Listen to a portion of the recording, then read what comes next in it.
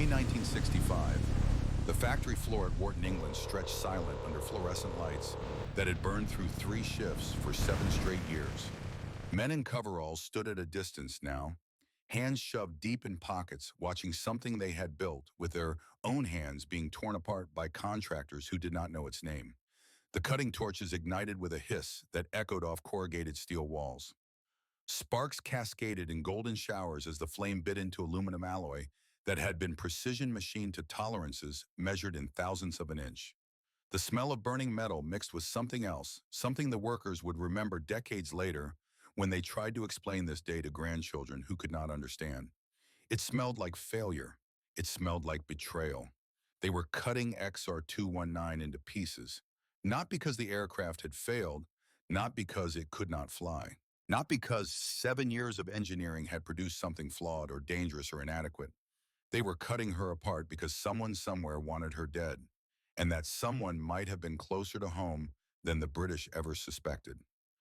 6 weeks earlier, test pilot Roland Beaumont had brought that same aircraft back from its 14th flight, February 22, 1965. The date burned into memory for every engineer who watched from the ground as XR219 punched through Mach 1 on a single afterburner, outdistancing the English Electric Lightning chase plane that was supposed to keep pace with her. The Lightning, Britain's frontline interceptor, the fastest thing in the Royal Air Force inventory, falling behind like a student driver trying to follow a Formula One racer. Beeman had climbed out of the cockpit that day with the kind of smile that comes only once in a test pilot's career. The smile that says, everything you calculated, everything you predicted, everything you promised has just proven true at 500 knots in 40,000 feet. The aircraft flew as predicted, better than predicted. The wing design that had consumed 18 months of wind tunnel testing and argument performed flawlessly. The control surfaces responded with precision that made older pilots shake their heads in wonder.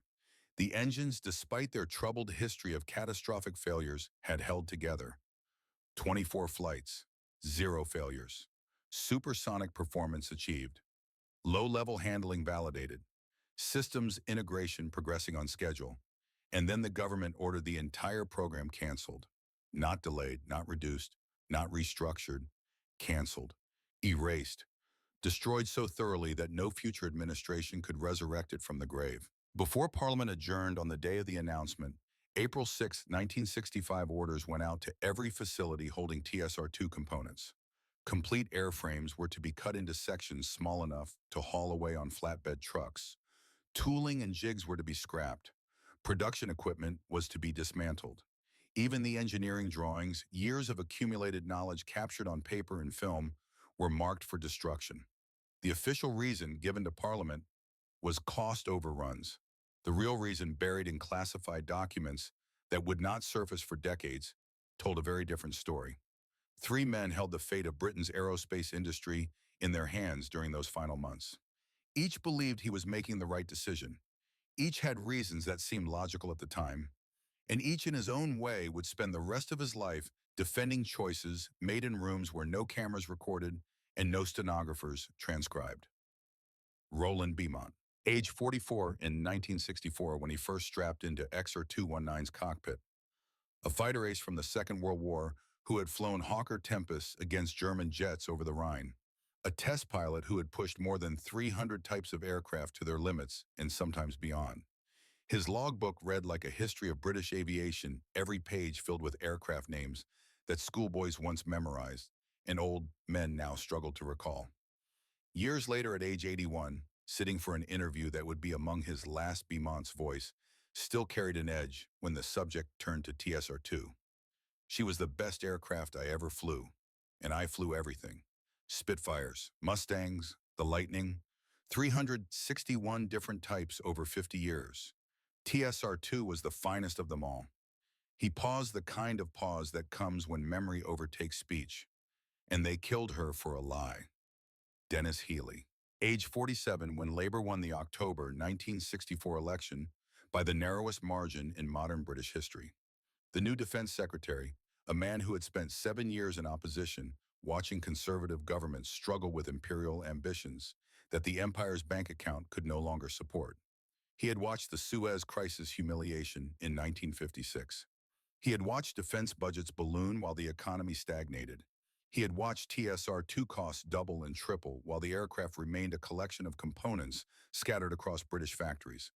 Healy believed he was saving Britain from itself, cutting away the rod of imperial pretension, making hard choices that squeamish politicians had avoided for too long. He would defend the cancellation until his death at age 98, never wavering in his conviction that it was the correct decision on financial grounds. But he would also admit decades later that what came after was a mistake. A very expensive mistake that Britain would pay for in ways that no accountant could have predicted. The third player had no single name. The third player was an institution, a collection of corporate interests and government agencies that operated in the shadows where official policy met private profit. The Americans, defense contractors desperate for export sales, State Department officials concerned about British competition, Central Intelligence Agency operatives who understood that economic dependence created political leverage more effectively than any military alliance. They had a motive. They had the means. And declassified documents suggest they had an opportunity that British politicians never fully understood until it was far too late.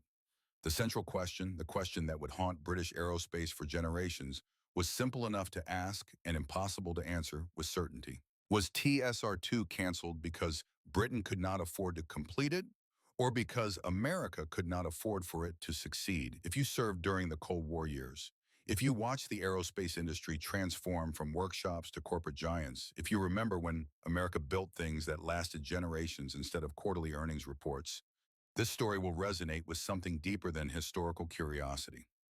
This is a story about what happens when politicians override engineers, when short-term thinking destroys long-term capability, when the promise of saving money today creates dependencies that cost infinitely more tomorrow. What happened to Britain between 1957 and 1965 did not stay in Britain. The lessons ignored at the time repeated themselves in American programs that followed. The patterns dismissed as uniquely British failures emerged in American factories and design offices, in Pentagon conference rooms with remarkable consistency. The warning signs were there. They are still there. They will be there tomorrow unless someone pays attention to what happened when a government decided that excellence was too expensive and mediocrity could be purchased at a discount. Hit that like button if you believe government should never destroy what free people build. And stay with me, because what I am about to show you will change how you think about defense contracting, about aerospace programs, about the entire relationship between those who create and those who control budgets. The next 45 minutes will answer questions you did not know you had, and raise new ones that should keep any thinking person awake at night. November 1956. If you were in your 20s during that autumn, you watched an empire collapse in real time on black and white television screens that showed British paratroopers landing at Port Said, Egypt. The operation was called a police action. The Egyptians called it an invasion. President Eisenhower called it unacceptable and threatened to destroy the British pound sterling if Prime Minister Anthony Eden did not withdraw immediately. Eden withdrew. The empire shattered. And Britain learned a lesson that its politicians would spend the next decade pretending they had not learned. Without American support, Britain could no longer act as an independent power. The Suez Crisis exposed more than geopolitical reality. It revealed technical obsolescence that British military planners had been trying to ignore since the end of the Second World War. The Canberra light bombers that deployed to Cyprus in October 1956 were magnificent aircraft for their time, first flown in 1949, entering squadron service in 1951. Capable of operating at altitudes where most defenses could not reach them and at speeds that made interception difficult. But that was 1951. By 1956, the advantage had evaporated. Soviet surface-to-air missiles were proliferating across the Middle East, Eastern Europe, and Central Asia. The American U-2 spy plane, flying higher than any bomber in existence, would be shot down by an SA-2 guideline missile in May 1960, proving that altitude provided no sanctuary against modern defenses. Royal Air Force assessments called continued high-altitude operations sheer madness. The V-4 strategic bombers faced the same vulnerability.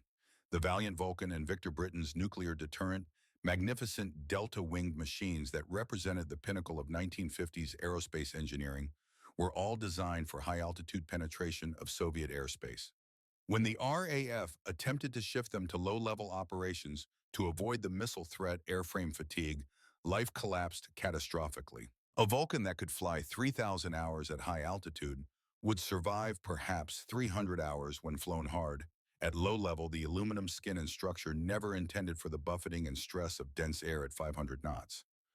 Britain needed something new, something that could fly low enough to stay under radar coverage, fast enough that defenses could not react in time to engage, robust enough to operate from rough forward airstrips when nuclear strikes cratered every major runway in the opening hours of war, sophisticated enough to navigate without ground-based aids in darkness and weather that grounded everything else. The American F-105 Thunder Chief represented this new generation. Terrain-following radar. From automated navigation systems, high-thrust engines designed for sustained low-level flight, the capability to strike targets deep in defended territory and return home without depending on bases that might no longer exist. Britain needed its own version. Something tailored to Royal Air Force requirements and British industrial capabilities. Something that could maintain the illusion of independence, even as the reality of dependence became impossible to ignore. The first formal paper proposing such an aircraft circulated within the Air Ministry in November 1956, while British troops were still withdrawing from Egypt in humiliation. By March 1957, General Operational Requirement 339 was formally drafted. The specification that would destroy British aerospace had been born. Duncan Sandys had a solution to Britain's defense spending crisis. The solution was simple, brutal, and politically expedient. Cancel everything. Appointed Minister of Defense in early 1957, Sandys received a mandate to conduct what the government euphemistically called a total reappraisal of military capabilities. His April 1957 Defense White Paper made the vision explicit. The era of the manned fighter was ending. Interceptors would be replaced by surface-to-air missiles. Bombers would eventually give way to ballistic missiles. And Britain's sprawling aircraft industry, with too many companies chasing too few contracts, needed consolidation that the market alone would never provide. Smaller firms would be forced to merge with stronger ones. Any new contracts would go only to the best combined entities. Companies that refused to cooperate would be left to wither. The shockwave through the industry was immediate and devastating. The Avro 730 supersonic bomber canceled. The Saunders-Roe SR-177 rocket fighter canceled.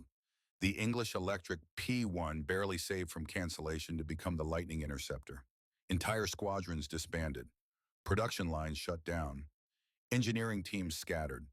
Derek Wood, chronicling the period's upheaval in his definitive history, noted that more than 30 weapon systems were canceled over a short span of years. The industry faced what Stanley Hooker, then at Bristol Aero Engines, called a time of great turmoil, rarely equaled in any industry. The numbers told the story in cold arithmetic. In 1956, Britain supported 22 airframe companies, 6 engine groups, and 4 helicopter manufacturers. The ministry's assessment was blunt. The industry was excessively fragmented, with too many design offices duplicating effort and consuming limited resources that could be better concentrated in fewer, stronger organizations. Small firms like Blackburn Ferry and Saunders-Roe lacked the resources for modern supersonic projects. They would merge or disappear. The Royal Air Force pushed back hard. Senior officers argued that tactical mobility still mattered, that missiles could not provide flexible response to varied threats across the vastly different geography of NATO Europe, Middle Eastern deserts, and Southeast Asian jungles. That Soviet bombers would arrive before missile defenses were fully deployed, leaving Britain vulnerable in the interim. Sandys relented slightly. The Lightning program continued. And quietly, almost as an afterthought, buried in the policy documents, one other requirement survived. General Operational Requirement 339. The Canberra replacement, the tactical, strike, and reconnaissance aircraft that bridged the gap between strategic deterrence and battlefield support, a gap that missiles, for all their promised capability, could not fill.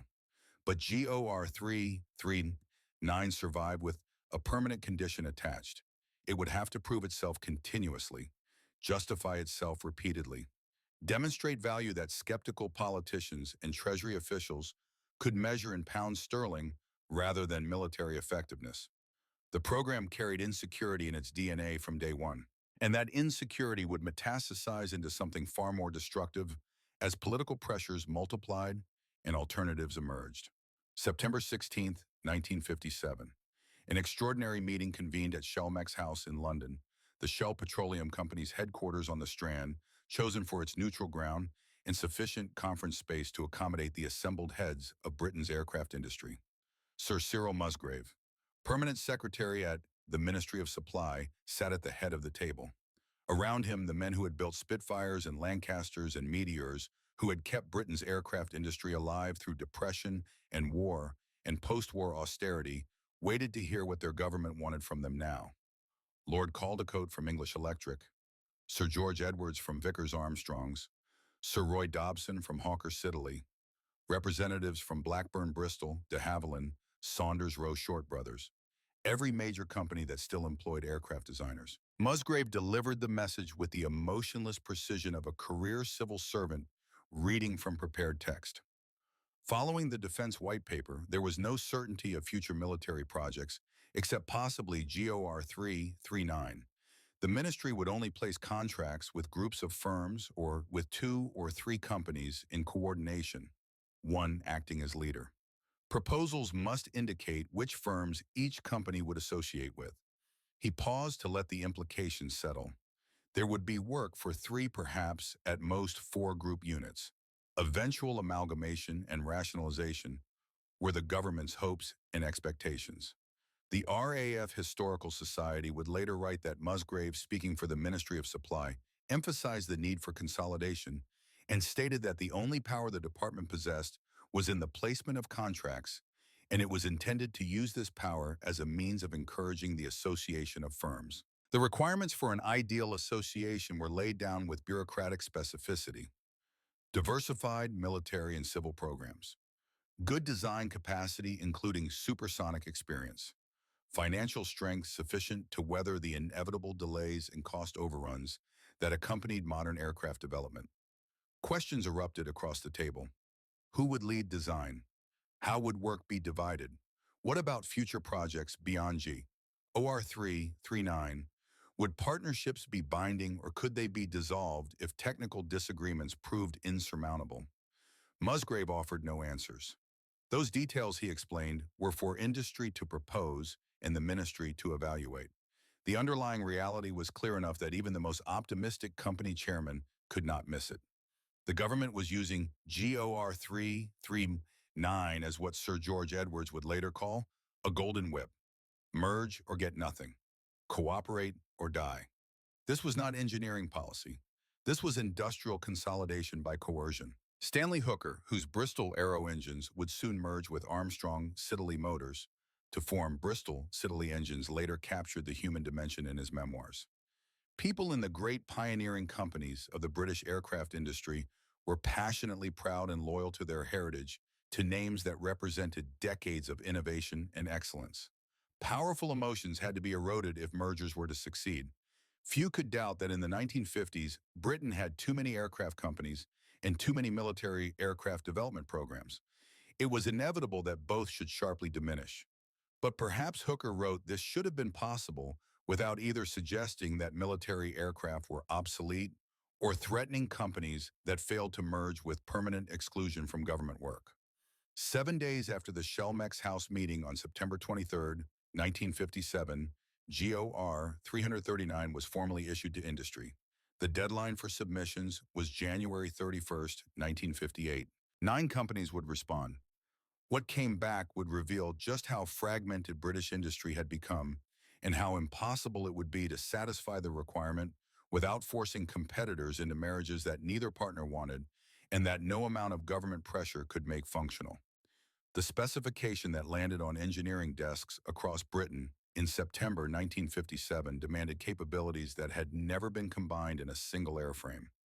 Each requirement taken individually was achievable with existing or foreseeable technology.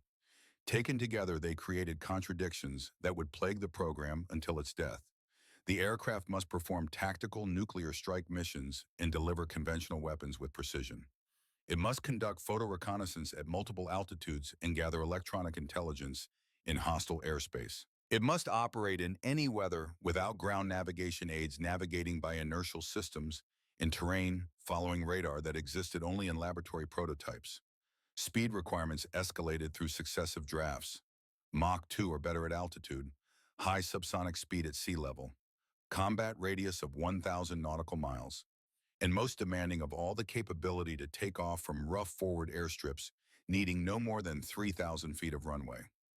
Author Andrew Brooks, in his technical analysis of the program, noted that the air staff had originally expected the project would receive a designation similar to the V-bombers, those strategic weapons that carried Britain's nuclear deterrent.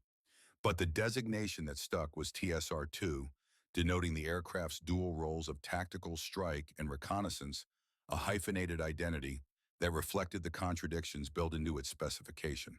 The rationale behind these requirements emerged from genuine operational uncertainty about what kind of war Britain might actually fight.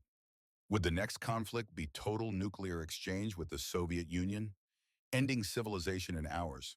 Limited wars east of Suez, requiring tactical air support for conventional ground forces, deterrent missions under NATO command in Central Europe. The specification tried to answer all three scenarios simultaneously. Low-level penetration was essential because Soviet surface-to-air missiles were making high-altitude operations suicidal. The requirement specified penetration at Mach 0.95 at a mean height of 200 feet, skimming terrain at nearly the speed of sound in darkness and weather-trusting radar and computers to prevent flying into hillsides. Supersonic speed at altitude remained necessary because interceptors were getting faster and more capable. Even at low level, an aircraft might need to accelerate to supersonic speed to outrun pursuit during egress. Short field performance was required because NATO warplanes assumed nuclear strikes would crater most proper runways in the opening hours of any conflict with the Warsaw Pact. An aircraft that needed 10,000 feet of smooth concrete might as well not exist in that environment. The navigation system had to provide accuracy within 0.3% of distance from the last fix. In practical terms, this meant arriving over a target hundreds of miles from the last known position with an error of perhaps a few hundred yards. In 1957, such accuracy required technology that was still experimental. Perhaps the most critical requirement was buried in operational notes that few outside the engineering teams paid attention to. No single failure should prevent the crew from bringing the aircraft safely back to base. Every system needed redundancy. Every component needed backup. Single points of failure were unacceptable. GOR 339 progressed through multiple drafts as the air staff refined its thinking. Each refinement made the specification more demanding. The low-level penetration height dropped from roughly 1,000 feet to no more than 200. The aircraft needed to operate from rougher, less prepared surfaces. Speed requirements at altitude increased to Mach 2.25. The air staff was asking for an aircraft that could do everything better than anything flying. What they got was an aircraft that tried to do everything and nearly succeeded before politics killed what engineering could not. While British companies scrambled to form partnerships and submit proposals that might win the contract, events were unfolding across the Atlantic that would eventually seal TSR-2's fate more effectively than any technical shortcoming or cost overrun. Washington, 1958. The Pentagon and defense contractors were wrestling with their own impossible specification. The Tactical Fighter Experimental Program, TFX, demanded an aircraft that could serve both Air Force and Navy requirements simultaneously. Swing wings to enable carrier operations and high-speed flight, long-range strike capability and air superiority performance, the ability to penetrate Soviet air defenses and engage enemy fighters in dogfights. General Dynamics won the contract in November 1962 after a competition so controversial that Congress launched investigations into procurement irregularities. The aircraft that emerged would be designated F-111 and it would become one of the most troubled programs in American military aviation history. But in 1958, those problems lay in the future. What mattered in 1958 was that American defense contractors could see British requirements for GOR 339 and recognize a direct competitor to their own plans. If Britain developed a successful aircraft meeting, those specifications export sales to Australia, Canada, and other traditional British allies would undermine the economic case for American programs that desperately needed foreign customers to justify development costs. Declassified State Department documents from 1959 show growing concern about British aircraft programs presenting export competition. Memoranda circulated discussing the desirability of encouraging British procurement of American alternatives rather than indigenous development. The language was diplomatic. The intent was clear. No smoking gun emerged from archives proving active American sabotage of TSR-2. No document surfaced showing CIA operatives or defense industry lobbyists actively working to undermine British programs. But the pattern of events, the timing of interventions, the nature of advice offered to British politicians at critical moments all suggested coordination that went beyond coincidence. The Americans had motive, protecting their own aerospace industry and ensuring British dependence on American systems provided both economic and strategic advantages. They had means. Economic leverage over a British economy still recovering from wartime exhaustion. Intelligence relationships that provided access to British decision-making at the highest levels. Defense industry connections that could amplify concerns about British programs while promoting American alternatives.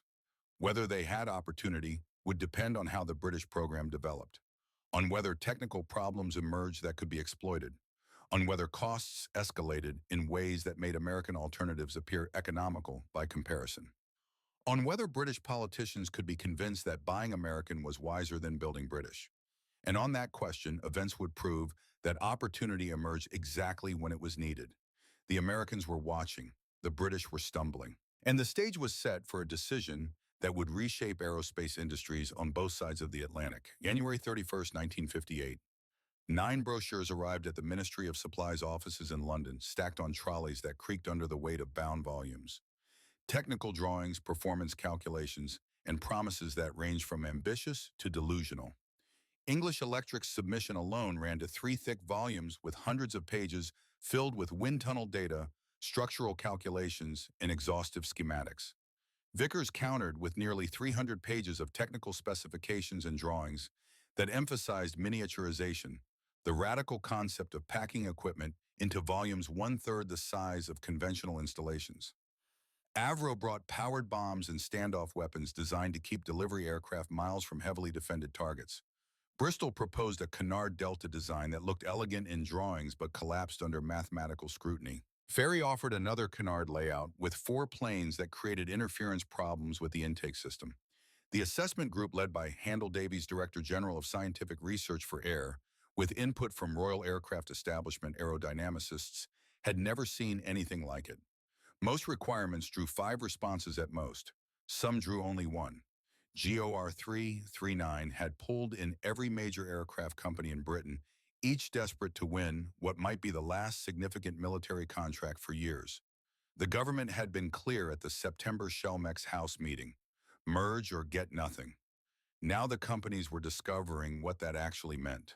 The contract would not go to the best design. It would go to whoever could prove they would consolidate the industry while delivering a viable aircraft. Technical merit mattered, but survival mattered more. English Electric arrived with confidence backed by 3 thick volumes. The P-17A represented their baseline design, drawing heavily from Lightning's supersonic interceptor experience. But rather than the stacked engines of their Mach 2 fighter, this aircraft would mount engines side by side under a delta wing. Combat radius fell short at 600 nautical miles instead of the required 1,000, but English Electric argued that follow-on variants could stretch the design. The P-17B explored vertical takeoff using lift jets to supplement less powerful main engines. The weight penalty proved brutal. Empty weight of 39,000 pounds ballooned to 72,000 pounds maximum, with 15% reduction in range that pushed combat radius even further from specification requirements. Then came P-17C, the full vertical takeoff variant, cramming 28R B-108 lift engines into an enlarged airframe. Maximum weight reached 112,000 pounds. Vertical takeoff was only possible up to 83,000 pounds, barely enough for short-range missions. The 1,000-mile sortie remained impossible without conventional runway takeoff, making the entire vertical capability an expensive complication that solved no actual operational problem. The brutal mathematics of vertical flight using internal lift engines became clear. An aircraft trying to meet everything GOR 3 39 demanded, while also achieving vertical capability, would always be compromised, neither fish nor fowl excelling at nothing while attempting everything. Short Brothers, partnering with English Electric through a written agreement signed in February 1958, proposed the most audacious solution, the P-17D lifting platform.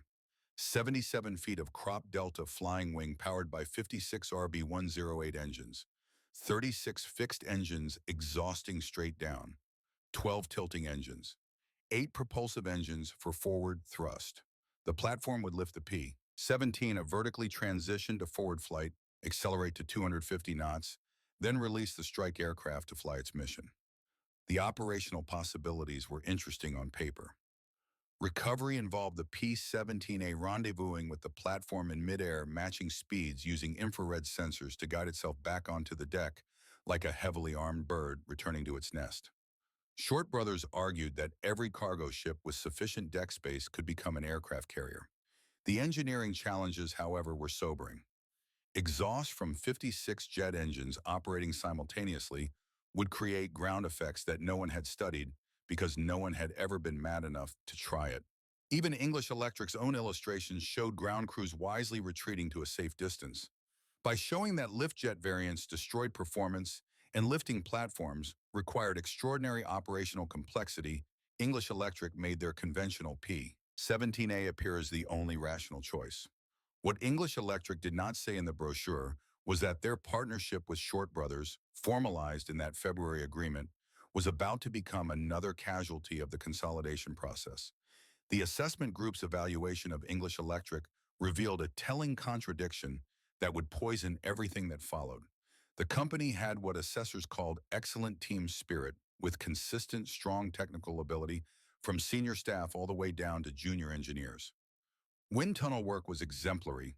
Aerodynamic calculations were thorough and conservative. The design showed sophistication born from real supersonic experience. However, that confidence did not extend to top-level management, which assessors found exceedingly tenuous. The company leadership appeared uncomfortable with the business side of aircraft development, the cost estimation and schedule projection and risk management that government contracts increasingly demanded. English Electric also declined to provide firm cost estimates, stating that it was not company policy to quote prices without a solid specification. They eventually produced a paper titled The Economics of GOR 339, but it read more like a lecture to the Ministry on crude estimation methods than an actual bid. The document warned that miniaturization could increase costs despite saving weight, that new technology carried inherent uncertainty, that rushing to production without adequate testing invited disaster. Everything English Electric said was correct. Everything they said also made them look difficult to work with. Vickers, by contrast, emphasized miniaturization with evangelical fervor. Sir George Edwards' reputation for delivering the Valiant bomber on time and on budget gave the approach credibility. Their brochure included cost projections, schedules, and clear illustrations. There was even a section on export potential, anticipating markets that government officials wanted to believe existed. But engineers at the Royal Aircraft Establishment, while approving the concept of miniaturization, found insufficient depth in Vickers' claims about module packaging. They had omitted explaining thermal management. Where would cooling air circulate in such dense modules? How would technicians access failed components for field repair? The questions multiplied faster than the brochure provided answers. Within the Hawker-Siddeley group, Avro put forward the Type 7391 of several competing answers to GOR 339 generated inside the same conglomerate. It was in isolation a credible submission. Avro's brochure included thorough aerodynamic calculations, one of only a handful of proposals to do so. That was no surprise. Avro had deep experience with large delta-wing aircraft from the Vulcan bomber program and understood the structural realities of sustained high-speed flight. But credibility ended at delivery. Sir Roy Dobson's schedule claims 3 prototypes in under 3 years rang hollow when he argued that sheer willpower would overcome development risk. The ministry was not persuaded. The Type 739 failed not because it was incompetent, but because it was one proposal too many from a group that could not decide what it was trying to build. By March 28, 1958, after months of analysis, the assessment group reached its recommendation. English Electric should lead partnered with Vickers and Short Brothers. The companies were duly informed that their work was first class and GOR 339 was essentially theirs. This arrangement lasted exactly 4 months. July 29, 1958. Shelmex House, London. The same location where the original ultimatum had been delivered nearly a year earlier. But this meeting was smaller, more intimate, and infinitely more destructive. Minister of Supply Aubrey Jones sat across from representatives of both companies. Lord Caldecote led the English Electric team, aristocratic bearing, barely concealing frustration with a process that felt increasingly political. Sir George Edwards commanded the Vickers delegation, smooth and confident, a man comfortable in rooms where deals were made and futures decided. Sir Claude Pelly, controller of aircraft, attended to provide technical context. What he could not provide was protection from what was about to happen. Jones, attempting to explain the government's thinking in terms that both companies would accept, made a statement that would poison the partnership before it even began. We preferred the English Electric design, but we also preferred the Vickers management.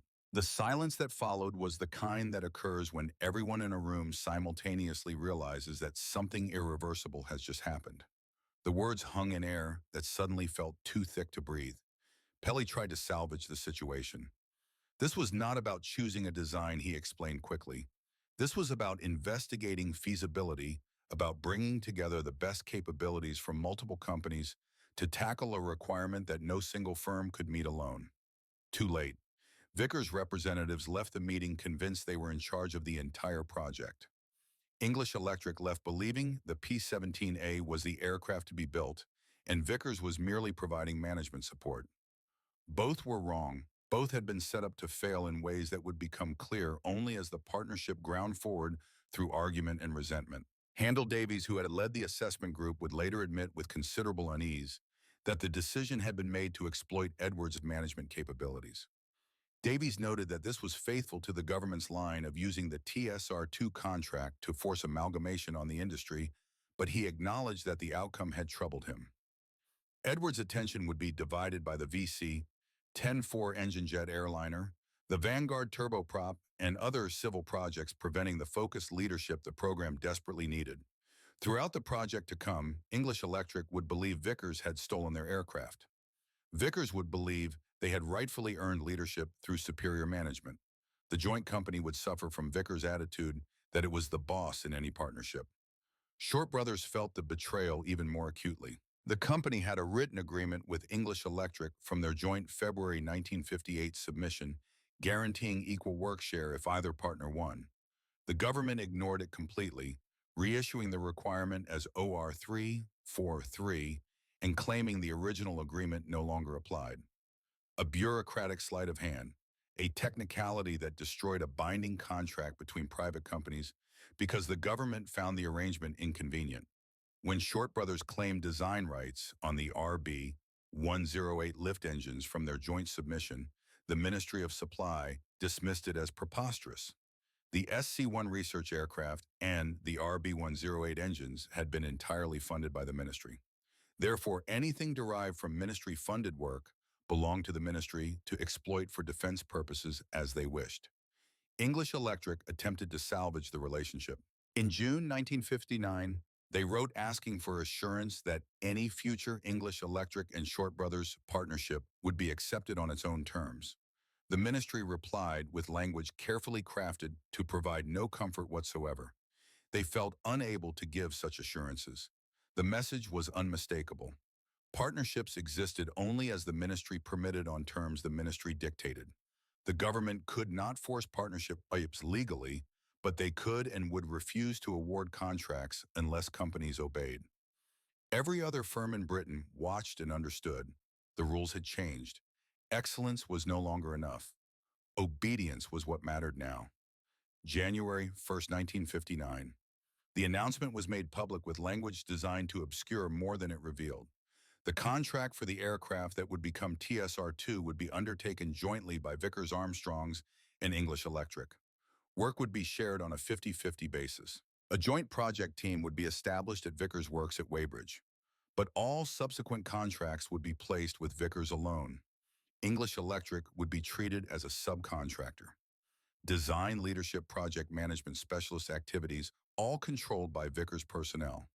The only exception was flight test, where English Electric would lead because Vickers had no one with substantial supersonic experience. George Henson, ex-Supermarine now leading Vickers' joint project team, had 12 months to produce a joint design before metal needed cutting. His deputy, Irvine Yates from English Electric's Wharton facility, brought supersonic aerodynamics expertise and a loyalty to the company that had hired him straight from university. Together, they were supposed to create what one historian later called a sensible and practical compromise. Neither company believed compromise was possible. English Electric's team at Wharton believed the P-17 with their delta wing, their aerodynamics, their lightning experience had won on technical merit.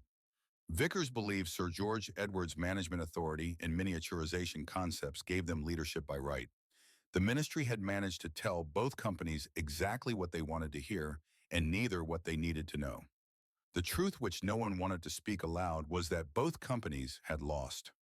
They had been forced into a marriage neither wanted, with terms dictated by people who would never be held accountable for the consequences. From the beginning, emotions ran hot. At English Electric, Vickers were seen as arrogant interlopers trying to take over the Canberra replacement using political connections rather than engineering excellence. At Vickers, English Electric were dismissed as cheeky upstarts with nothing but the Canberra and the as-yet unproven Lightning under their belts. Vickers believed their valiant experience delivering Britain's first operational V-bomber on time and on budget put them in an unassailable position. English Electric, still learning the strategic bomber business, had some nerve trying to go it alone. The ministry forced them to collaborate anyway. But forcing collaboration and achieving it are different things. You cannot mandate trust. You cannot legislate respect. You cannot order two groups of proud engineers to forget decades of competition and suddenly work as one team just because a politician signs a piece of paper. The first joint meeting at Weybridge, January 1959, set the tone for everything that followed. 40 engineers from two companies, drawings from two different design philosophies, no common design baseline, no agreed-upon approach, no single person with authority to make final decisions. The arguments started immediately and never really stopped. June 1959. Freddie Page, English Electric's chief designer at Wharton, stared at wind tunnel data that refused to make sense. The Model 1/20th scale flaps down 50 degrees should have shown stable behavior across the approach speed range. Instead, the tailplane was stalling at angles that should have been well within safe margins. David Carr, 26 years old, fresh from Cambridge with first-class honors in aeronautical engineering, worked at the drafting table behind Page. This was his first real job, his first real aircraft, his first real crisis. He had joined English Electric believing British aerospace could compete with anyone. The wind tunnel results now suggested otherwise. At night, he built model aircraft with his daughter, explaining lift and drag in terms a 3-year-old could understand. His wife joked he loved airplanes more than people. She was half right. The anhedral wing, drooping downward from root to tip in graceful curves that looked beautiful in photographs, was creating interference that nobody had predicted. The downward angled surface placed the wing too close vertically to the low-mounted tailplane. Disturbed airflow from the wing was hitting the tailplane and causing it to behave unpredictably, losing effectiveness exactly when pilots needed it most during landing approach. 18 months of frustration followed. Every fix created new problems elsewhere. Enlarge the tailplane to increase its authority, and you approach sizes where flutter became a genuine risk. Add ventral fins below the fuselage to improve stability, and ground clearance during landing flare became marginal. Shift the center of gravity to change the balance, and fuel tank locations needed redesigning. The aircraft was fighting them. The more they pushed one problem toward solution, the more new problems emerged, like heads of a hydra growing back faster than they could be severed. The breakthrough, when it came, required abandoning one of the design's original features entirely. Someone at Wharton, the historical record, does not preserve who deserves credit, proposed eliminating the anhedral completely. Make the wing's underside flat, only a shallow angle on the upper surface from natural taper. The result would increase the vertical gap between wing and tailplane, reducing interference to manageable levels. The trade-off was significant. Without anhedral, the aircraft became susceptible to Dutch roll, that unpleasant coupled yawing and rolling motion, that made even experienced pilots uncomfortable and reduced bombing accuracy. But the stability gains justified the compromise. They would deal with Dutch roll separately through the auto-stabilization system that was supposed to make the aircraft controllable across its entire flight envelope. Flattening the wing recovered some stability, but lost lift at the outer sections, where anhedral had been providing beneficial flow characteristics. The solution proposed and tested through summer 1959 was a leading-edge extension with a distinctive sawtooth notch. The forward extension created a pattern that was supposed to improve airflow at high angles of attack.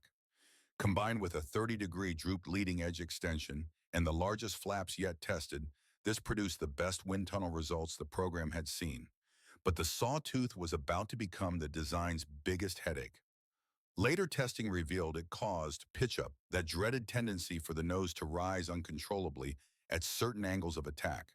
The phenomenon had killed pilots in swept-wing aircraft throughout the early supersonic era. Worse, the sawtooth was shifting the aerodynamic center forward during transonic flight, moving the wing's lift balance point in ways that created new trim problems. Meanwhile, engine and reheat system weight growth was pushing the center of gravity forward from the rear. The combination created a balance crisis. The aircraft was becoming nose-heavy at speed and tail-heavy at rest, requiring ballast that added weight without adding capability. The sawtooth had been added to solve one problem. Now it was creating two more. And there was still the matter of Dutch roll that the flat wing had accepted as a necessary evil. What if someone proposed in late 1959 the wingtips themselves could provide the directional stability the flat wing had lost? The idea was counterintuitive. Rather than extending the wings outward in normal fashion, the outer portions would turn downward, angling toward the ground like drooping hands. Wind tunnel models were built and tested through November 1959. The concept worked on a simple principle. Those downward angled sections would act as small vertical surfaces at each wingtip, providing resistance to side slip that the wings lost in anhedral had previously supplied. By late 1960, the results forced a decision. The downturned tips solved Dutch roll without creating new problems. Flap effectiveness barely changed despite reduced span. The structural cost was a complex joint where the angled portion met the main wing structure, but lift losses proved negligible. Not everyone believed the data. Heated arguments broke out over wind tunnel analysis. One senior engineer dismissed the report as thoroughly dishonest, strong language, in any technical disagreement, but especially pointed when the program's future hung on getting the aerodynamics right. Freddie Page cut through the noise. The sawtooth would go. The downturned tips would stay. They would recover the lost lift by extending the wing's trailing edge rearward, adding 24 inches of chord at the tip. A design freeze in late March 1960 locked in the changes. The TSR-2 wing had finally taken the shape that would become its defining feature. Flat undersurface, downturned tips angling 60 degrees toward the ground, extended trailing edge, a silhouette unlike anything else flying. It had taken 18 months of argument, testing, redesign, and compromise to get there. 18 months when schedule pressure was building and costs were climbing and politicians were asking why this was taking so long. But the wing worked. And in the end, that was all that mattered to the engineers who had refused to give up. While the wing slowly took shape through argument and wind tunnel testing, a different kind of dysfunction was strangling the program with bureaucratic efficiency. Derek Wood, chronicling the period's management failures, documented what happened when committees replaced chief designers as the locus of decision-making authority. On previous aircraft designers like Sidney Cam at Hawker would have made firm decisions within half an hour based on experience and judgment. The Hunter, the Sea Fury, the designs that had built British aviation's reputation emerged from individual authority backed by teams that executed a clear vision. One person decided, everyone else followed. Disagreements were resolved quickly because there was no question about who had final say. TSR-2 was different. Committees examined every aspect of the project and disagreed on most of them. No single person could or did take instant decisions based on experience. The management board referred decisions to the systems integration panel. The panel consulted the subsystems committees. The committees formed working parties. The working parties reported back. Recommendations were considered and new meetings were scheduled. The escalation was structural, not accidental. Each company wanted its interests represented. Each ministry department wanted oversight. Each technical specialty wanted input. The committees that could stop progress multiplied faster than the engineers who could create the aircraft. It became commonplace for 60 people to sit in panel discussions addressing technical problems for hours without resolution. At one session, the chairman counted 58 attendees. He complained that the number was unmanageable and demanded a reduction for the next meeting. The next meeting had 61 people. The philosophical clashes that had started in January 1959 never resolved. They simply became permanent features of the landscape arguments that recycled through endless sessions with slightly different participants reaching slightly different conclusions that led nowhere. English Electric had provided 225 cubic feet of equipment space in the P-17. They had learned from the cramped installations on the Lightning Interceptor. Insufficient room for systems meant maintenance nightmares and operational limitations. Give the equipment room to breathe. Allow space for cable runs and access panels in thermal management. Vickers called this empty air wasteful. Their design allocated roughly 90 cubic feet. Equipment bays that would be practically empty, they argued, represented wasted volume that could carry fuel or reduce airframe size, making the aircraft lighter and cheaper and more exportable. English Electric countered that Vickers had made no provision for cable runs or electrical distribution panels. Where exactly were the wires supposed to go through solid structure? The dispute consumed weeks without resolution. Fuel location created another cause for endless argument. Vickers proposed a saddle tank positioned above the engines, maximizing use of available fuselage volume. English Electric recoiled at the concept. Fuel in close proximity to hot engines meant fire risk. The consequences of a fuel leak onto engines operating at temperatures that could melt aluminum did not bear thinking about. Then there was ESTOL itself, short takeoff and landing performance for operations from damaged runways and dispersed sites. Vickers took this requirement seriously, optimizing their design around it, even at the cost of other performance margins. English Electric was skeptical. They continued to shy away from too much stalwart reasoning that the aircraft would spend most of its life operating from normal airfields, never needing the capability. History would prove English Electric correct on this point. But in 1959, the argument generated friction rather than agreement. Neither side could prove their case definitively, so the debate continued through meetings that accomplished nothing except consuming time the program did not have. Every technical disagreement reflected deeper institutional distrust. Neither company was wrong about their specific concerns, but neither could impose their solution on the other. And the ministry had no mechanism to adjudicate beyond scheduling another meeting. John Ragg, project engineer for engine development at Bristol Siddeley, would later summarize the dysfunction in a single sentence that captured the entire problem. Simply put, nobody had been in a position to say no to anything. The RAF could not accept reduced capability without questioning why TSR-2 was needed at all. The Treasury could not provide unlimited funding without abandoning any pretense of cost control. The industry could not admit which requirements were unrealistic without killing the program entirely. And the ministry could not impose discipline without acknowledging that OR 343 was overspecified from the start. So the costs climbed, the weight grew, and everyone blamed everyone else. While committees argued about equipment bays and fuel tanks, Bristol Siddeley engineers at their Filton facility near Bristol were fighting a more fundamental battle.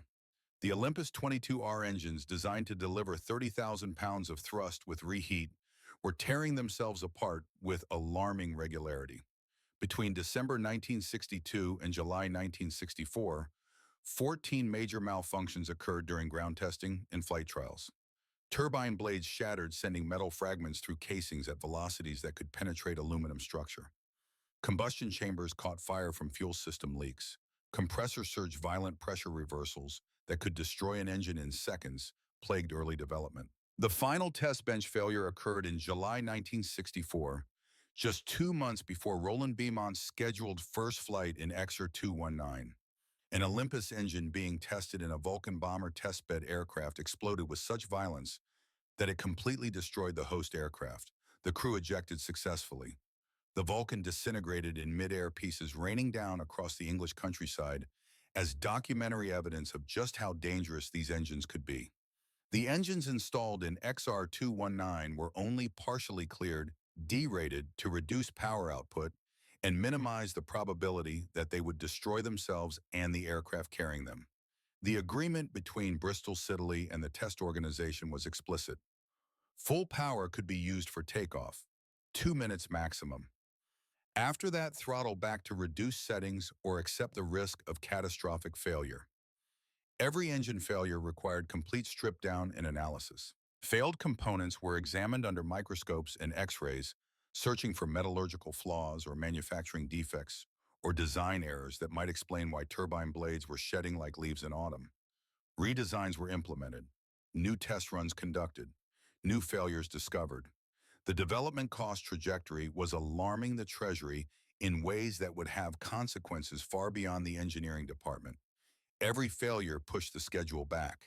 Every redesign increased costs. Every delay gave ammunition to politicians who believed the entire program was spiraling out of control. John Ragg's team worked 80-hour weeks coming home to families they barely saw trying to chase a moving target that kept accelerating away from them. Every TSR-2 weight increase demanded more thrust. More thrust meant higher temperatures and stresses. Higher temperatures and stresses broke engines. They were trapped in a cycle where the solution to one problem created the next. And the only way out was to keep pushing forward, fixing each failure as it occurred, hoping they could achieve reliability before political patience ran out. In late August 1964, a Bristol Siddeley test engineer sat in his office at Filton, watching film of the Vulcan explosion on a loop. His wife had asked him that evening whether he would sign off on clearing the engines for TSR-2's first flight. If he did not sign, the program would die, and 10,000 people would lose their jobs. If he did sign, and the engines failed in flight, Roland Beaumont would die. He signed. Beaumont would fly. And what happened next would validate every calculation, vindicate every engineer who had refused to quit, and prove that excellence was achievable even when every institutional force worked against it. For a few brief weeks before politics intervened, TSR-2 would show the world what British aerospace could accomplish when engineering brilliance overcame bureaucratic paralysis. November 1959. The production plans and cost estimates submitted to the Ministry of Supply by Vickers and English Electric landed like artillery shells on desks that had been expecting progress reports. The magnitude of the task was far greater than anyone had predicted or admitted publicly. Cost estimates for getting the first aircraft to flight-ready condition had climbed from £35 million to £62 million, nearly double the original figure that had already alarmed Treasury officials.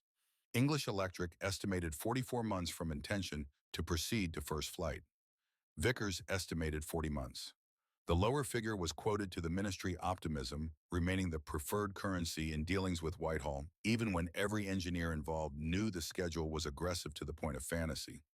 The ministry officials who received these figures were shocked, but the institutional machinery had no mechanism to ask whether the specification itself might be the problem. To question or 343 would mean admitting the entire exercise had been misconceived from the start, that the air staff had demanded capabilities that could not be combined in a single affordable airframe, that the forced partnerships and committee structures had multiplied costs instead of reducing them.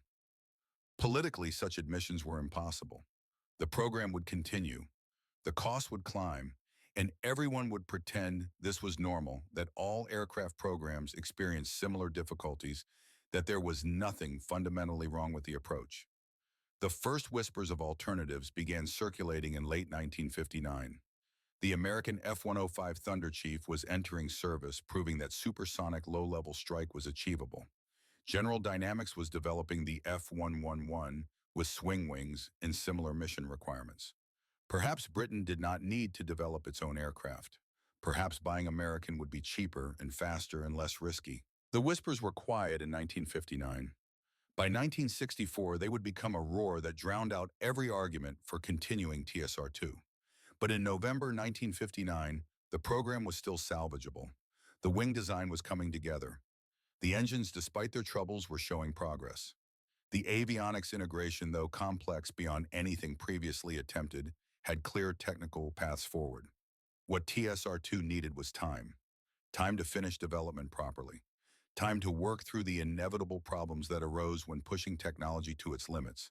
Time to prove that the aircraft could do what the specifications demanded. Time was the one thing politics would never provide. The clock was ticking. The costs were climbing. And in Washington, defense contractors and government officials were watching British struggles with interest that went beyond professional curiosity. They were watching for opportunity. And opportunity, as events would prove, was approaching faster than anyone in Britain realized. The opportunity came in the form of a test flight that would prove everything and change nothing. September 27th, 1964, 10:47 in the morning. Boscombe Down Airfield stretched beneath a sky that threatened rain, but had not yet delivered. Roland Beaumont sat in XR 219's cockpit, running through the checklist one final time, each item verified against instruments that represented 7 years of development, compressed into panels and switches and gauges. The Olympus engines below him carried a history written in failure reports and investigation documents, stacked in filing cabinets at Bristol Siddeley. 14 major malfunctions since December 1962. Turbine blades shattering, fires melting test equipment, one explosion violent enough to destroy a Vulcan bomber in midair just 2 months earlier. The engines installed in this aircraft were only partially cleared. Power reduced to minimize the probability they would tear themselves apart during the most critical 2 minutes of flight. Full power for takeoff. Then throttle back immediately before temperatures and stresses exceeded what the metallurgy could reliably withstand. Ground crews stood farther back than usual. Not obviously distant, but far enough that Beaumont noticed. Far enough that he understood what they were thinking, even if no one spoke it aloud. If the engines failed catastrophically during the takeoff roll, they wanted to be clear of the debris field. Days earlier, the Air Ministry had asked the question that defines a test pilot's career. Will you fly this aircraft? Beaumont's answer had been measured with the precision of a man who understood exactly what was being asked and what was at stake. Given the political pressure on the program, I will accept the risk for one flight only. We can chance running the engines at full power for 2 minutes during takeoff. After that, we throttle back or risk losing the aircraft. One flight. Either it worked or the program died today. He pushed the throttles forward. The Olympus engine spooled up with a sound that started as a whisper and built to a roar that rattled the canopy. The aircraft began rolling, accelerating down the runway with a gathering momentum that pressed him back into the seat. Rotation speed, 180 knots. Beaumont pulled back on the stick, and XR 219 lifted away from concrete that had supported her for the last time as a ground-bound object. She was flying now. 7 years of argument and cost overruns, and political maneuvering compressed into an aluminum alloy airframe, climbing away from Earth at a rate that matched the predictions within acceptable margins. The undercarriage retracted, a minor miracle given its history of failures during ground testing. Systems showed green across the panel, engine temperatures climbing but within limits, flight controls responsive. For 15 minutes, Beaumont flew the aircraft through basic handling checks, gentle turns, climbs to 10,000 feet, testing the boundaries of an envelope that would expand with each subsequent flight if the program survived long enough. The landing approach revealed the one significant problem. Undercarriage extension generated violent vibration that briefly blurred his vision. A mechanical shudder transmitted through the airframe with an intensity that no amount of ground testing had predicted. But he compensated, kept the wings level through force of will and experience, and brought XR 219 back to Earth with a touchdown that was firm but controlled. He climbed out of the cockpit with legs that shook from adrenaline rather than fear. The chief engineer approached at a run. How was she? Everything worked. Everything except the undercarriage vibration that briefly blurred my vision during approach. That can be fixed. She will fly. She will fly fast. 23 more flights would follow over the next 6 months, each one pushing the envelope further, each one validating calculations and predictions, each one proving that British engineering could still accomplish what politicians claimed was impossible. On Flight 14, February 22, 1965, Beaumont would take XR 219 supersonic for the first time and change everything. Flight 14 launched on a February morning with weather clear enough for chase plane operations. The English Electric Lightning, assigned to pace XR219 during the supersonic run, represented the pinnacle of British interceptor design capable of Mach 2 plus, in a climb that could reach 50,000 feet in under 3 minutes. The Lightning pilot was confident his aircraft could keep pace with the bomber that was, after all, designed for strike missions rather than pure speed. That confidence lasted approximately 90 seconds after Beaumont lit the afterburner. Extra 219 accelerated through Mach 1 on a single afterburner, not even using full available thrust, and kept accelerating with a determination that left the Lightning falling behind like it was tethered to an anchor. Mach 1.1. Still climbing, still accelerating. The bomber was outrunning Britain's fastest interceptor without breathing hard. Beaumont's voice on the radio carried an edge of satisfaction that no amount of professional restraint could fully mask. This is what she was meant to do. Mach 1.1 and still pulling away. The wing works, the controls work, she is everything we designed her to be. On the ground at Wharton, engineers watching telemetry data responded in ways that grown men in professional environments typically avoided. Some cried, some cheered, some sat in stunned silence as 7 years of work validated itself in numbers scrolling across screens. David Carr, the aerodynamicist, who had spent 18 months fighting the wing design battles, called his wife from the airfield before the test team celebration could pull him away. She went supersonic. Our aircraft, the wing we spent all that time perfecting. It works. His wife's response carried the relief of someone who had watched weekend work and midnight calls and stress that had aged her husband beyond his years. So it is over. You can come home now. Yeah, it is over. We won. He had no idea how wrong he was. It was over. But not the way he thought. Not the way any of them thought. Because while XR219 was proving itself in the air above Boscombe Down, proving that British aerospace could still compete with anything, flying political forces were converging that would make technical excellence irrelevant. The election was 6 weeks away, and everything was about to change. October 1964.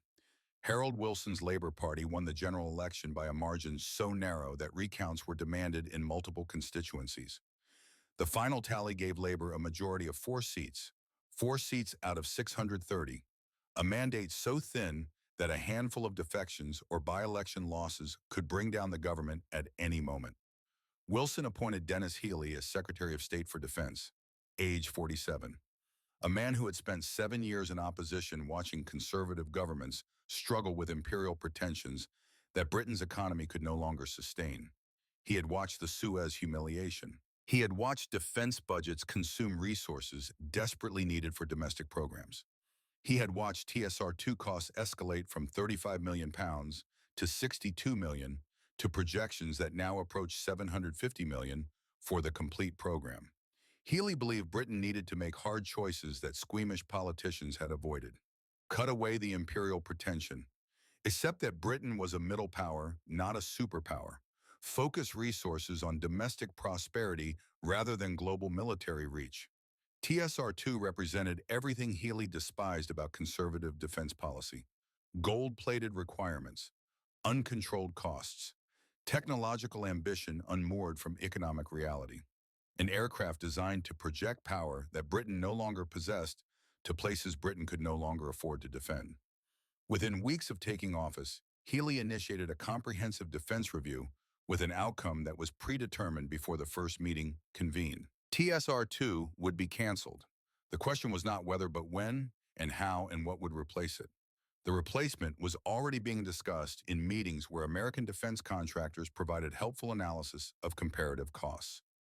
The General Dynamics F111 developed for the United States Air Force and Navy could be purchased at a fraction of TSR2's projected unit cost. Development was already complete. American taxpayers had absorbed the risk.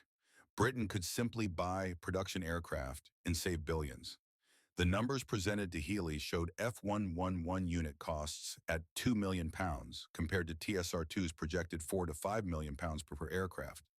The total program cost savings appeared enormous. Britain could have a capable strike aircraft years sooner and at half the cost. What the analysis did not mention or mentioned in footnotes that busy politicians rarely read was that the F-111 program was experiencing its own massive cost overruns and technical problems. The swing wing mechanism that enabled both carrier operations and high-speed flight was proving far more complex and troublesome than predicted. Engines were unreliable, avionics integration was behind schedule, early test flights had revealed structural issues that required extensive redesign. But those were American problems. Britain, if it moved quickly to cancel TSR-2 and commit to F-111 purchase, could benefit from American solutions without bearing American development costs. The logic appeared impeccable. The economics seemed compelling. And Healy, convinced he was making the responsible choice, began building the political case for cancellation. He had no idea he was being played, that the economics were fiction, that the American promises would evaporate as soon as British leverage disappeared. He was about to make one of the most expensive mistakes in British defense procurement history, and he would defend it to his death. Admiral Louis Mountbatten, First Sea Lord from 1955 to 1959, and Chief of the Defense Staff from 1959 to 1965, had become what ministry insiders described as an implacable enemy of TSR-2. His opposition was not technical or economic. It was institutional and deeply personal. The Royal Air Force had attempted to kill the Blackburn Buccaneer naval strike aircraft in 1957, arguing that TSR-2 could eventually cover all Navy strike commitments and enable removal of the entire carrier fleet. Two problems solved with one cancellation. More money for the RAF, less money for the Navy, a power shift that would relegate the Royal Navy to convoy escort and anti-submarine warfare, while the Air Force controlled Britain's striking power. The attempt failed. The Buccaneer survived. But Mountbatten never forgot who had tried to kill his service's combat capability. Revenge in the world of inter-service politics is a dish best served through budget committees and capability reviews. Mountbatten's signature tactic became legendary in Whitehall and was documented by multiple sources, including the Sunday Times. He would arrive at meetings with 5 photographs of the Buccaneer and 1 photograph of TSR-2. The visual presentation was simple and devastating. 5 of one or 1 of the other. Same cost. Which do you choose? The implication was clear and deliberately misleading. 5 Buccaneers could provide more striking power than 1 TSR-2 for the same expenditure.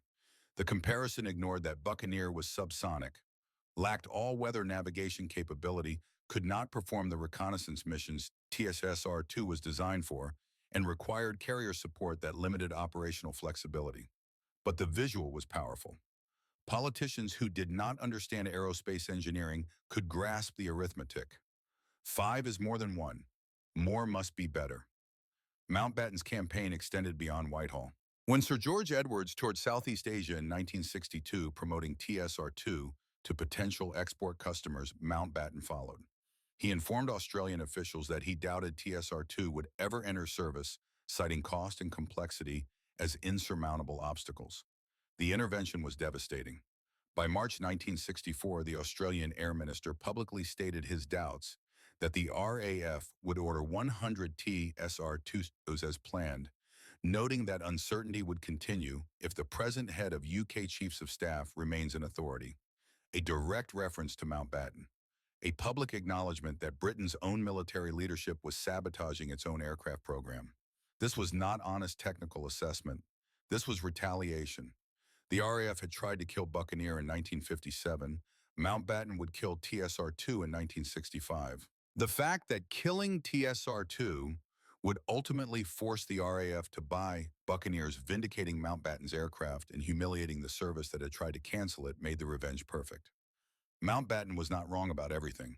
Carriers did provide flexibility, missiles could not. The Buccaneer was a capable aircraft. His error was believing that destroying TSR-2 would save the Navy. It did not. By 1970, most carriers were gone anyway. He won the battle and lost the war. Inter-service rivalry had become more important than national capability. Institutional survival mattered more than building the best possible defense posture. And Britain, unable to afford either TSR-2 or the political warfare consuming its military leadership, would end up with neither. Everyone lost, but Mountbatten lost last, and in bureaucratic warfare that counts as victory. April 6, 1965, 3:30 in the afternoon. The House of Commons chamber is filled with members who had heard rumors for weeks, but did not know whether the government would actually follow through. Denny Healy rose to speak with papers in hand and an expression that suggested he was about to deliver news he believed was responsible governance. The government has decided to cancel the TSR-2 program. The reaction was immediate. Conservative opposition members erupted in protest. You are killing British aerospace. What about the 10,000 jobs? What about the billions already spent? Healy's response was clinical rehearsed, designed to make the decision appear inevitable rather than political. The financial case is overwhelming. Development costs have escalated to unsustainable levels. We will purchase the American F-111 instead at significant savings to the British taxpayer. The numbers he cited told a story of fiscal responsibility. TSR-2, total program cost, had reached £750 million and climbing. F-111 unit cost was projected at £2 million per aircraft compared to TSR-2's $4 to $5 million. Simple mathematics. Britain could not afford gold-plated solutions when cheaper alternatives existed. What Healy did not say, what the classified briefings in his folder did not emphasize, was that F-111 cost projections were as fictional as TSR-2's had been realistic, that the American program was experiencing overruns that would eventually make it more expensive per unit than TSR-2, that technical problems were multiplying faster than solutions, that the entire comparative cost analysis was based on best-case American projections versus worst-case British estimates. The decision had been made in rooms where no recordings were kept and no minutes were distributed. The announcement was simply the public face of conclusions reached through processes that combined genuine economic concern with inter-service rivalry, American lobbying, and political calculations about what the narrow labor majority could sustain. Before Parliament adjourned that afternoon, orders went out to every facility holding TSR-2 components. The instructions were explicit and unambiguous. All complete airframes were to be destroyed, cut into sections small enough to transport on flatbed trucks. Tooling and jigs were to be scrapped. Production equipment was to be dismantled. Engineering drawings were to be archived under restricted access or destroyed entirely. The rationale, never stated publicly but understood by everyone who received the orders, was to prevent any future government from reversing the decision. Make resurrection so difficult and expensive that no politician would attempt it. Burn the bridges. Salt the earth. Ensure the decision was permanent. At Wharton, the news reached the factory floor during the lunch break. Engineers gathered around televisions in the canteen watching Healy's statement. Some walked out immediately. Some sat in stunned silence. Some cried. 7 years. 7 years of 80-hour weeks and missed family dinners and stress that had aged them beyond their years. 7 years of solving problems that committees said were unsolvable. 7 years of proving that British engineering could still compete with anyone in the world.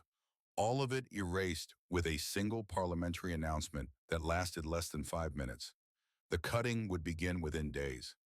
David Carr drove home that night past midnight. His wife waited up.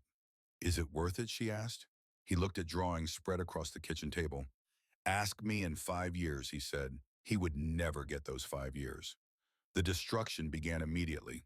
Orders arrived at Wharton within days of the parliamentary announcement. All complete airframes were to be rendered unusable, not stored, not preserved, destroyed. Men in coveralls who had fabricated components to tolerances measured in thousandths of an inch now watched contractors arrive with cutting equipment. Many workers refused to participate. Some walked out and never returned. Some retired early rather than destroy what they had created. Contractors were hired to finish what British workers would not do. XR-219. The aircraft that had flown supersonic and outrun Lightnings in 24 successful flights was cut into pieces small enough to transport on flatbed trucks. The Delta wings, with their distinctive downturned tips, 18 months of wind tunnel testing, made physical, were severed from the fuselage and broken apart. XR-2, 90% complete and ready for flight testing, was marked for destruction along with 3 other airframes. Only intervention by the RAF Museum saved her from the torches, though the ministry initially refused, citing political sensitivity. She would be stored out of public view for years, hidden like evidence of decisions no one wanted to acknowledge. 5 complete or near complete airframes destroyed. Tooling that had cost millions to develop was scrapped. Jigs designed to ensure precision assembly were hauled to salvage yards. Engineering drawings were archived under restricted access or destroyed entirely. English Electric laid off 3,000 workers. Vickers terminated 2,000. Bristol Siddeley eliminated 1,500 positions. Subcontractors lost contracts across the supply chain. Total direct employment loss reached 10 to 15,000 jobs, with ripple effects multiplying that number through families and local economies. Britain had just destroyed a significant portion of its aerospace industrial base. The question of whether the savings were real would be answered soon enough. The answer would prove more expensive than anyone imagined. The F111K procurement that was supposed to save Britain hundreds of millions of pounds began showing cracks before the ink dried on the cancellation orders. Britain ordered 50 aircraft designated F111K, a modified version tailored to RAF requirements. Delivery was promised for 1968. Unit cost was advertised at £2 million. Total program cost would be approximately £100 million compared to TSR2's $750 million. The mathematics appeared compelling until reality intervened. The F111 program in the United States was experiencing the same cost escalation and technical problems that had plagued TSR2. The swing wing mechanism proved far more complex than predicted. Weight growth required engine upgrades. Avionics integration fell behind schedule. Structural fatigue appeared in areas that should have been over-designed. Unit costs began climbing. £2 million became £4 million, then £5 million, then projections that exceeded what TSR2 would have cost if the program had continued. British modification costs for the K variant added expenses that initial estimates had understated by factors of 2 or 3. By 1968, total program cost projections reached £300 million for 50 aircraft, not the £100 million promised, not a fraction of TSR2's cost. 3 times what Healey had told Parliament when he cancelled the British program. Technical problems multiplied faster than solutions. The swing wing suffered metal fatigue. The TF-30 engines experienced compressor stalls that caused several crashes. Terrain following radar failed to meet specifications. In 1967, an F111A crashed in Vietnam due to structural failure, killing the crew and raising questions about the entire design approach. Delivery schedules slipped. The 1968 introduction became 1970, then 1972, then indefinite pending resolution of technical issues that showed no signs of resolution. January 1968, Prime Minister Harold Wilson announced that the F111K order was being canceled. The program had become unaffordable. Britain would pay General Dynamics £50 million in cancellation penalties on top of deposits already made. The accounting was brutal. TSR2 cancellation costs exceeded £100 million. F111K deposits and penalties added £50 million more. Total waste reached £150 million. Aircraft delivered to the Royal Air Force 0. Healey would defend the TSR2 cancellation until his death at age 98, never wavering in his conviction that it was correct on financial grounds. But he would also admit in his 1989 memoirs that the F111 decision was a mistake. Britain should have ordered more Buccaneers, the subsonic naval aircraft the RAF had tried to kill in 1957. What he never admitted was the deeper truth. If financial constraints demanded cancellation, the responsible choice was to buy the proven cheaper option immediately. Instead, Britain chased American promises, wasted £150 million, and left the RAF without long-range strike capability for 7 years. The irony was perfect. The RAF ended up buying Buccaneers anyway in 1968, the aircraft they had tried to kill, the compromise they had rejected, the choice they should have made if anyone had been thinking clearly instead of playing political games. Mountbatten had won, but Britain had lost. The human cost of TSR2's cancellation could not be measured in pounds sterling or jobs lost. The deeper damage was the talent that left Britain and never returned. Engineers who had spent 7 years pushing the boundaries of aerospace technology found themselves unemployed in a country that had just declared their skills unwanted. The offers came quickly from across the Atlantic. NASA needed aerodynamicists for the upcoming F-15 program. Boeing was hiring structures specialists. Lockheed wanted avionics engineers. Pratt & Whitney needed engine designers. American aerospace companies understood that British engineers trained on TSR-2 represented expertise that could not be purchased or developed quickly. Hundreds left for America in the years following cancellation. Not just engineers, but entire families, people who had believed Britain valued excellence and discovered that politics valued other things more. Some went to France, joining Dassault's Mirage programs or contributing to collaborative efforts like Jaguar.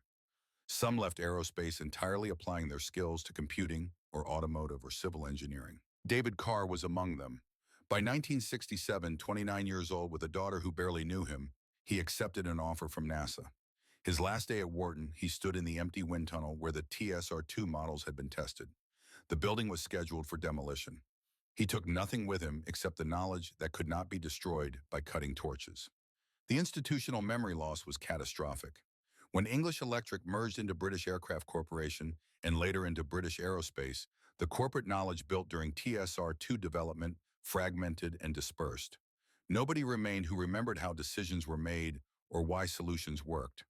The continuity that enables iterative improvement across generations of aircraft vanished. The contrast with France and Sweden was instructive. France maintained continuous development through the Mirage family, each generation building on lessons from the previous. Dassault retained design autonomy, and government provided stable funding. Sweden followed a similar path with the Saab 3537 Viggen, and eventually 39 Gripen, maintaining aerospace capability through focused investment and political consensus. Britain chose stop-and-start programs that consumed resources without building capability. TSR-2 canceled. F111 canceled. Capability gaps filled with foreign purchases that made British aerospace dependent on American and European suppliers. The talent scattered, the knowledge lost, the industrial base hollowed out. By the time Britain attempted to rebuild indigenous capability with programs like Eurofighter Typhoon, the institutional memory was gone. The engineers who remembered how to design supersonic strike aircraft had retired or died, or were living in California contributing to American programs. Britain entered collaborative efforts as a junior partner rather than a leader dependent on knowledge that it had once possessed and deliberately destroyed. The economic cost of TSR-2's cancellation was £150 million, wasted on programs that delivered nothing. The human cost was a generation of engineers who learned that British politicians would destroy excellence to make political points. The strategic cost was aerospace independence traded for promises that proved worthless. And the lesson for anyone paying attention was clear. You cannot rebuild what you deliberately destroy. Talent leaves and does not return. Knowledge lost is lost forever. And dependence, once accepted, becomes permanent. X. R220 sits in the National Cold War exhibition at the Royal Air Force Museum, Cosford, the only complete TSR-2 in existence. The aircraft is in remarkable condition, 90% complete when saved from destruction, carefully preserved through decades of storage and eventual public display. Thousands of visitors pass through the exhibition annually. Most walk past XR220 on their way to other displays or the museum gift shop. The aircraft is beautiful in a stark, functional way that appeals to aerospace enthusiasts but does not command attention from casual observers. Just another old military jet. Just another canceled program.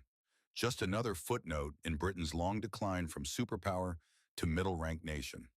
The placard provides basic facts in language designed to inform without inflaming. TSR-2XR220, Advanced Tactical Strike and Reconnaissance Aircraft. Development canceled 1965. The dry bureaucratic summary reveals nothing of the human stories compressed into that aluminum airframe. It does not mention the engineer who missed his son's birth because he was at Wharton solving a wing flutter problem. It does not describe the test pilot who flew with engines that had recently destroyed an aircraft in midair.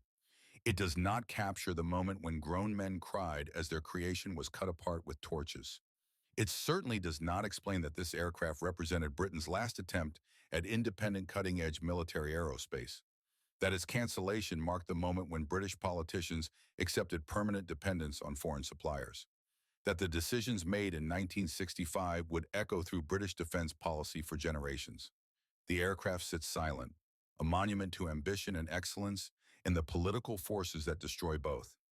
Visitors who do stop to read the placard learn technical specifications and dates, but not the deeper truth that this aircraft embodies. What happened to TSR-2 was not unique to Britain.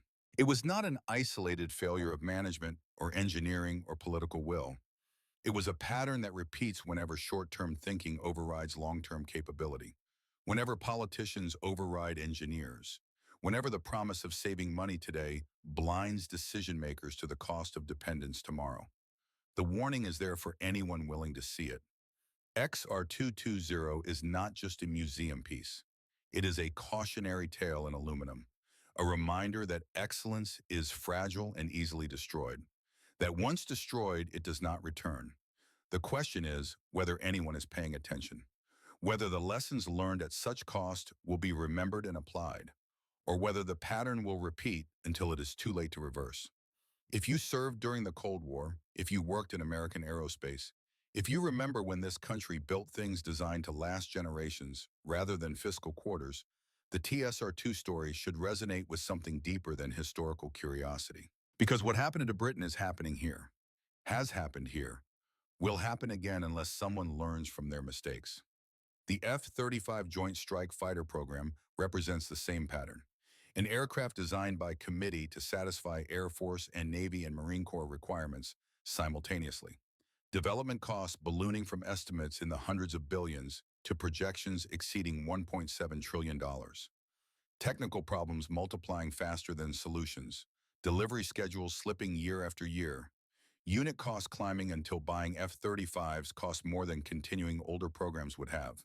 The committee designed disaster that Britain experienced with TSR-2, America is experiencing with F-35. Different countries, different decades, same dysfunction, same result.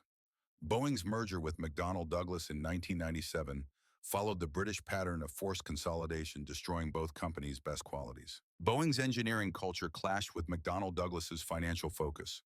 The result was the 737 MAX, an aircraft where cost-cutting and schedule pressure overrode safety and engineering judgment. People died because committees made decisions that individual engineers knew were wrong but could not stop.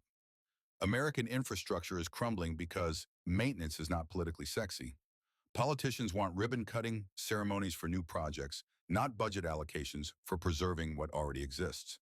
The interstate highway system that your generation built is falling apart because current politicians would rather promise savings than invest in preservation.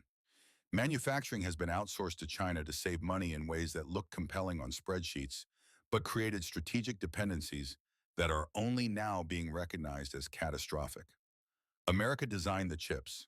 China makes the chips. America pays whatever China charges because no alternative exists, and rebuilding domestic capability would take decades and cost more than politicians can justify to voters who want cheap goods today.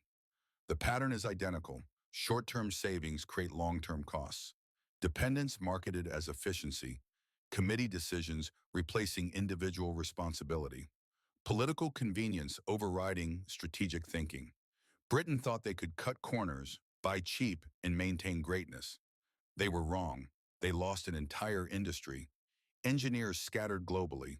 Knowledge disappeared. Strategic independence traded for promises that proved worthless. America faces the same choice now. Build things with the expectation they will last. Value engineers over accountants.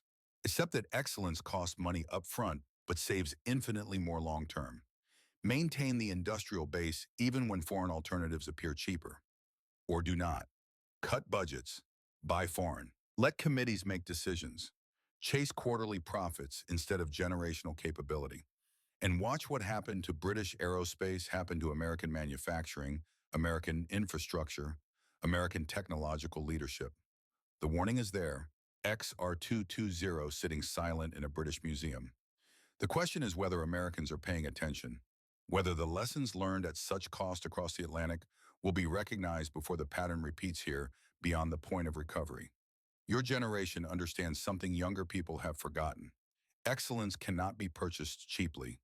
It must be built through long-term commitment and skilled people and the willingness to invest in the future even when politicians promise easy alternatives.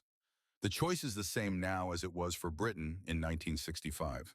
Build or buy, Independence or dependence, long-term strength or short-term savings. Choose wisely, because Britain chose poorly and paid for generations. XR2, 20 stands in that museum as more than a memorial to a canceled aircraft. It represents the moment when a nation stopped believing it could build the future and started accepting that someone else would build it instead. The moment when political expedience overrode engineering excellence. The moment when the promise of saving money destroyed the capability to create anything worth saving. Roland Beaumont died in 2013 at age 93. Until his final interviews, he defended TSR-2 with a passion that never diminished even as decades passed. His last recorded statement on the subject was as clear as it was bitter. She was the best aircraft I ever flew, and I flew 361 types over 50 years. Spitfires, Mustangs, everything. TSR-2 was the finest of them all, and they killed her for a lie. The lie was that Britain could not afford to finish what they had started. The truth was that they could not afford to stop. The £150 million wasted on TSR-2 cancellation and F111 failure could have completed TSR-2 development and put the aircraft into squadron service. The brain drain cost far more than any accountant could measure. The lost capability, the destroyed industrial base, the dependence on foreign suppliers all cost more than finishing the program ever would have. But the deeper lie was that buying foreign would save money. That dependence could be disguised as efficiency. That strategic capability could be purchased from suppliers who would always act in their own interests rather than Britain's. America is being told the same lies now. That domestic production is too expensive. That foreign suppliers are more efficient.